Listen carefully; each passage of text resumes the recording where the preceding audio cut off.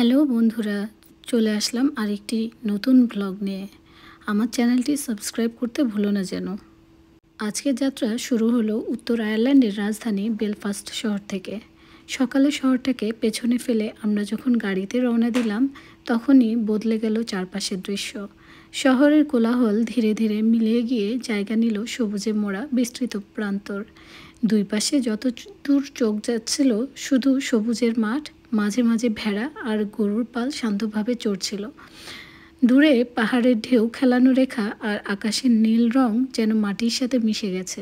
কিন্তু সেই দিন ওয়েদার একটু খারাপ হওয়ার কারণে চারপাশটা খুব একটা দেখা যাচ্ছিল না। তারপরেও গ্রামের ছোট ছোট কটেজ, লাল বা সাদা ছাদওয়ালা ঘর, ধোয়া ওঠা চিমনি, সব মিলিয়ে মনে হচ্ছিল যেন কোনো ছবির বইয়ের ভেতর দিয়ে আমরা এগিয়ে যাচ্ছি। প্রথমেই আমরা পৌঁছালাম ক্যারিক ফেরগাসে। এখানে দাঁড়িয়ে আছে বিখ্যাত ক্যারিক ফেরগাস ক্যাসেল। এটি তৈরি হয়েছিল 12 শতকের নরম্যান নেতা জন ডি কোর্সিয়ের হাতে। এরপর গাড়ি থামালাম পোর্টনাভেভি ভিউ পয়েন্টে। এটি একটি ভিউ পয়েন্ট যেখান থেকে উত্তর আয়ারল্যান্ডের উপকূল রেখা অসাধারণভাবে দেখা যায়। কিন্তু সেদিন কুয়াশা থাকা এবং ওয়েদার খারাপ হওয়ায় বাইরের কিছুই খুব একটা দেখা যাচ্ছিল না।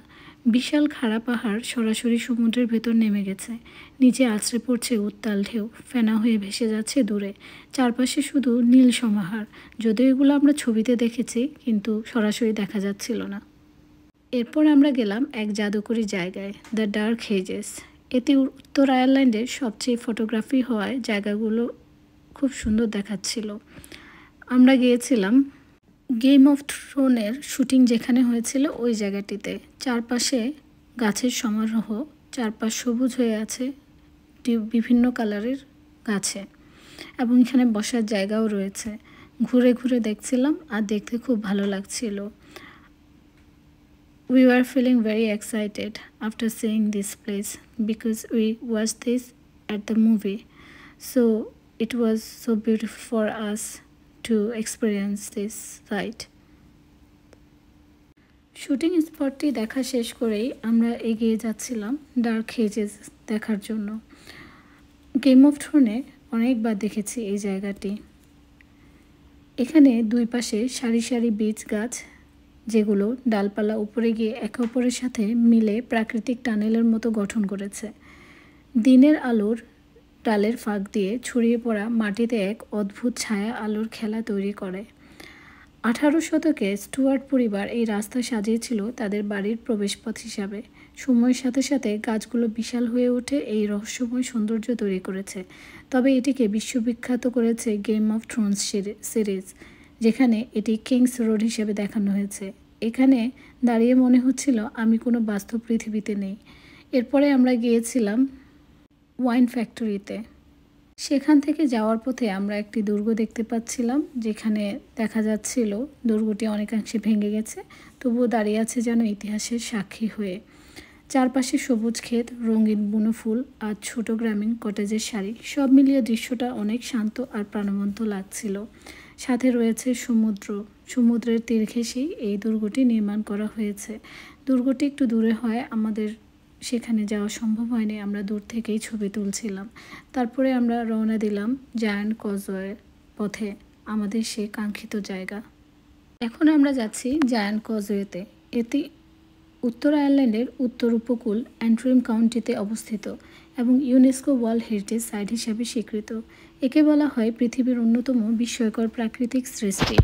আমরা যখন এখানে দাঁড়াই, চোখের সামনে যা ভেসে ওঠে তা সত্যি অবিশ্বাস্য। হাজার হাজার সরবুজাকার ব্যাসেল্ট স্তম্ভ, যেগুলো একে অপরের সাথে জুড়ে আছে, দেখতে যেন বিশাল কোনো পাথরের সিঁড়ি সমুদ্রের ভেতরে চলে গেছে অনেক দূর পর্যন্ত। প্রকৃতির হাতে আঁকা এই জ্যামিতিক নিখুঁত গঠন দেখে মনে হয় না এগুলো প্রাকৃতিকভাবে তৈরি, মনে হয় কোনো কারিগর এগুলো সাজিয়ে দিয়েছেন। কিন্তু এর জন্মকাহিনী আরও বিস্ময়কর। প্রায় 6 কোটি বছর আগে পৃথিবীর ভূত্বকের গভীরে আগ্নেয়গিরির অগ্ন্যুৎপাত হয়। সেই সময় গলিত লাভা ছড়িয়ে পড়ে বিশাল এলাকায়। ঠান্ডা হওয়ার সাথে সাথে লাভা ফেটে যায় এবং সংকুচিত হয়ে তৈরি হয় আজকের এই সরবুজাকার পাথরের স্তম্ভ। সংখ্যা প্রায় 40,000।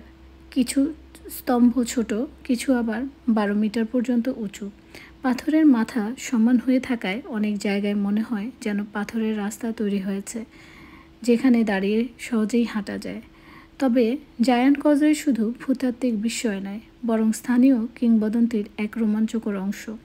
সবচেয়ে বিখ্যাত গল্পটি হলো দৈত্য ফিন ম্যাকুল এর। বলা হয় ফিন ম্যাকুল ছিলেন আয়ারল্যান্ডের এক শক্তিশালী দৈত্য, যিনি স্কটল্যান্ডের এক দৈত্যের সাথে লড়াই করতে চেয়েছিলেন। সমুদ্রের উপর দিয়ে হেঁটে স্কটল্যান্ডে পৌঁছানোর জন্য তিনি এই কজওয়ে বানাতে শুরু করেন, কিন্তু মাঝপথে বুঝতে পারেন প্রতিপক্ষ দৈত্য অনেক বড় ও শক্তিশালী। তাই তিনি নিজের বুদ্ধি খাটিয়ে স্ত্রীর সাহায্যে শত্রুকে ফাঁকি দেন। এই কিংবদন্তির আজও স্থানীয় লোককাহিনীর অবিচ্ছেদ্য অংশ, যা ভ্রমণকারীদের কাছে জায়গাটিকে আরও রহস্যময় করে তোলে। এখানে দাঁড়িয়ে শুধু চোখের দিকেই নয়, কানে আসে সমুদ্রের গর্জন, ঢেউ এসে আছড়ে পড়ে পাথরের স্তম্ভের সাথে, কখনো শান্ত কখনো প্রচণ্ড। বাতাসের লবণাক্ত গন্ধ আর সাগরের হাওয়া শরীর মনে এক অদ্ভুত প্রশান্তি নিয়ে আসে। প্রকৃতির এমন অসাধারণ সৃষ্টি শুধু দেখার নয়, অনুভব করার বিষয়। প্রতিটি স্তম্ভ, প্রতিটি রেখা যেন কোটি বছরের ইতিহাসের গল্প বলে যাচ্ছে। অনেক পর্যটক এখানে হাঁটতে হাঁটতে ছবি তোলে, কেউ বসে সমুদ্রের বা আকাশের দিকে তাকিয়ে সময় কাটান। কারণ জায়ান্ট কজওয়ে শুধু একটি ভৌগোলিক স্থান নয়, এটি ইতিহাস, ভূতত্ত্ব এবং লোককাহিনীর এক মিলন ক্ষেত্র।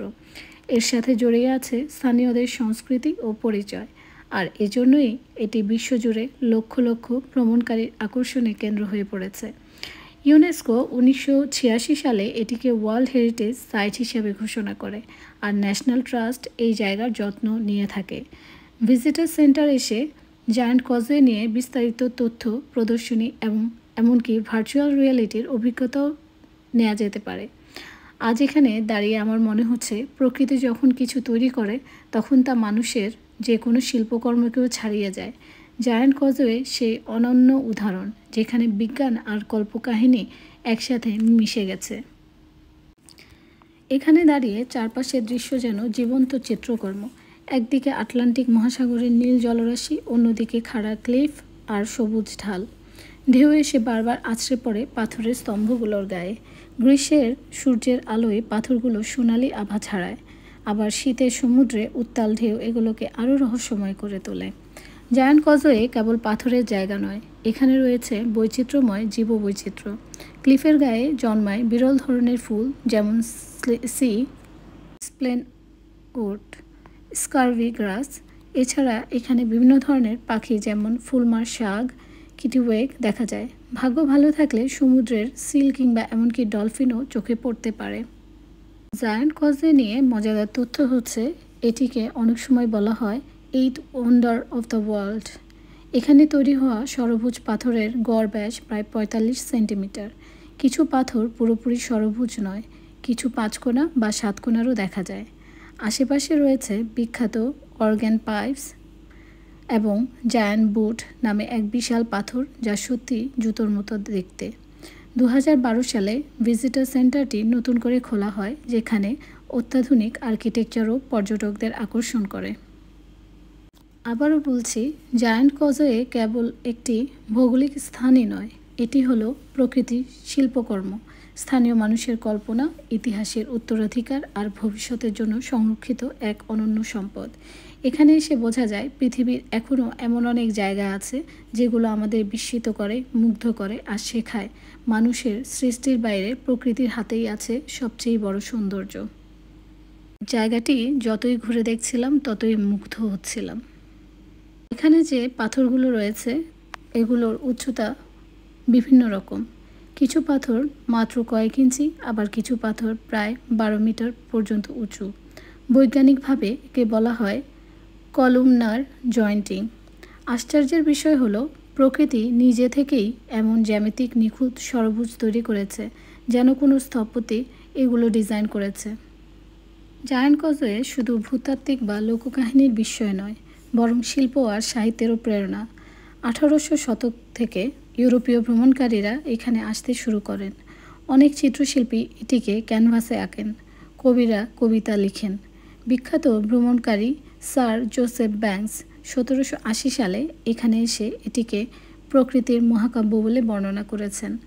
পরে ভিক্টোরিয়ান যুগে জায়ান্ট কজওয়ে হয়ে ওঠে আইরিশ পরিচয়ের প্রতীক। লোককাহিনী, গান, পোস্টকার্ড এমনকি শিশুদের গল্পের বইও এটি জায়গা করে নেয়। আজও স্থানীয়রা বলে, যদি তুমি আয়ারল্যান্ডের আত্মাকে ছুঁতে চাও তবে একবার জায়ান্ট কজওয়ের আশেপাশে রয়েছে অনেক আকর্ষণীয় জায়গা। আগেই বলেছিলাম যে আমরা যেতে যেতে একটি ক্যাসেল দেখেছিলাম, এটার নাম হচ্ছে ডানলুক ক্যাসেল, যা সমুদ্রের ধারে খাড়া ক্লিফে দাঁড়িয়ে আছে। পুরোটা যেন রূপকথার দুর্গ। আবার কাছেই রয়েছে ক্যারিক আর রিড রোপ ব্রিজ, এক ঝুলন্ত দড়ির সেতু, যেখানে দাঁড়িয়ে সমুদ্র আর দ্বীপের অপার সৌন্দর্য দেখা যায়। অনেক ভ্রমণকারী জায়ান্ট কজওয়েতে এসে এই জায়গাগুলো ঘুরে দেখেন। আবার কেউ কেউ এই জায়গাগুলোতে যে রেস্টুরেন্ট রয়েছে সেগুলোতে খাওয়া দাওয়া করেন, এবং এর পাশাপাশি এখানে হোটেলের ব্যবস্থাও রয়েছে, সেই হোটেলগুলোতে তারা রাত্রি যাপন করেন। পুরো জায়গাটি ঘুরে অসম্ভব ভালো লেগেছিল। মনে হচ্ছিল যে এখানে থেকে যাই, যেতে ইচ্ছা করছিল না, কিন্তু কি আর করার, যেতে তো হবেই। আমরা চেষ্টা করেছি এই বৈরী আবহাওয়ার মধ্যেও কিছুটা ঘুরে দেখতে, এবং জায়ান্ট কজওয়ে এই জায়গাটি এত বিশাল যে হেঁটেও শেষ করা যাচ্ছিল না। তারপরে আমরা চেষ্টা করেছি অল্প সময়ের মধ্যে যতটুকু দেখতে পারা যায়। পুরো জায়গাটি দেখতে আমাদের অলমোস্ট 2 ঘন্টার মতো লেগেছিল, হেঁটে শেষ করাই যাচ্ছিল না। আর পাহাড় প্লাস এই যে পাথরগুলো রয়েছে বড় বড়, এই পাথরগুলোতে হাঁটতে খুব ভালো লাগছিল। মনে হচ্ছিল যে এক আশ্চর্যজনক বিস্ময়, কি অদ্ভুত ব্যাপার, প্রকৃতির কি অপরূপ সজ্জা, প্রকৃতির কি অপরূপ সৃষ্টি, কি সুন্দর করে এগুলো তৈরি হয়েছে। এবার চলে যাওয়ার পালা। এভাবেই আমাদের আজকের ভ্রমণ শেষ হলো উত্তর আয়ারল্যান্ডের বিস্ময়কর জায়ান্ট কজওয়ে ঘুরে। প্রকৃতির হাতে গড়া এই অসাধারণ স্থাপনা ইতিহাস, কিংবদন্তি আর বিজ্ঞানের মিলন ঘটিয়েছে এক অনন্য রূপে। আজকের ভ্রমণে আমরা দেখলাম ক্যারিকফার্গাস ক্যাসেলের ইতিহাস, পর্টোনাবে এর উপকূল রেখা, ডার্ক হেজেসের জাদুকরী সৌন্দর্য, আর শেষে জায়ান্ট কজওয়ের রহস্যময় বিষয়। প্রতিটি জায়গায় যেন এক একটা আলাদা গল্প বলছে, আর সেই গল্পগুলো আমাদের হৃদয়ে অমলিন হয়ে থাকবে। যদি আপনাদের ব্লগটি ভালো লেগে থাকে তাহলে লাইক, শেয়ার আর সাবস্ক্রাইব করতে ভুলবেন না। সামনে আরও অনেক ভ্রমণ কাহিনী শেয়ার করব। ধন্যবাদ আমাদের সাথে থাকার জন্য। এখন বিদায় নিচ্ছি, আবার দেখা হবে নতুন কোনো অভিযানে।